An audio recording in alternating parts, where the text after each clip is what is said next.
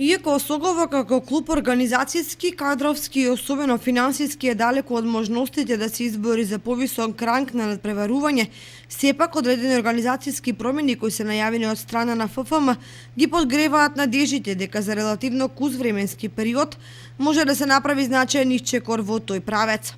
Реорганизацијата на првата, втората и третата лига отвораат шанси за амбициозните и способните да се изборат за повисок ранг на надпреварување.